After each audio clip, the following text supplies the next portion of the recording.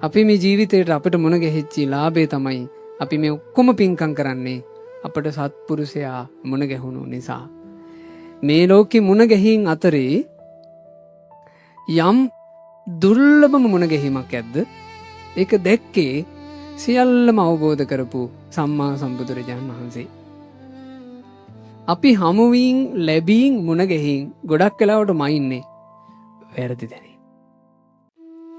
සල්ලි ගොඩාක් ලැබිච්චි මිනිස්සුන්ට අපි කියනවා වාසනාවන්තයි, ලක්කාරයෝ. සල්ලි එහෙම නැත්තම් අපි කනගාටු වෙනවා. අපි හරි අවාසනාවන්තයි, කාලකන්ණි. සැප සම්පත් ගොඩාක් තියෙන හොඳ වාහනවල යන අය දිහා බලාගෙන අපි කල්පනා කරනවා ආර සැප සම්පත් තියෙන හැටි පෙනේද? වාසනාවන්තයෝ, ලක්කාරයෝ. අපිට එහෙම නැත්තම් සැප සම්පත් අපි කනගාටු වෙනවා. අපි හරි අවාසනාවන්තයි, අභාග්‍යයි. අපි පින් කරගෙන නෑ සංසාරේ.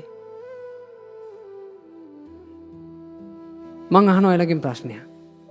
මුණ ගැහින් හමුවීන් අතරේ දුර්ලභම හමුවීම කියලා බුදුරජාන් වහන්සේ වදාළේ මොකක්ද?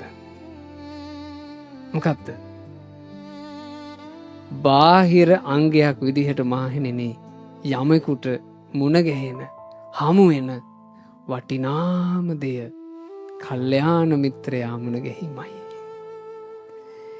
ඒ තමයි මේ ලෝකේ මුණ ගැහින් අතරේ අග්‍රම, උතුම්ම, ශ්‍රේෂ්ඨම, බලවත්ම මුණ ගැහිම, වාසනාවන්තම මුණ ගැහිම. මන් දැන් අහනවා එතනින් මයින්ඩ්. එතනින් මනිද්දි මං අහනවා ඔයාලා වාසනාවන්තද නැද්ද? මේ ලෝකේ යම් පිරිසකට වාසනාවන්තයි කියලා කිව යුතු නම් ආන්ගේ වාසනාවන්තයි කිව යුතු පිරිස අතරේ මමද කෙනෙක්. මාත් වාසනාවන්තේ.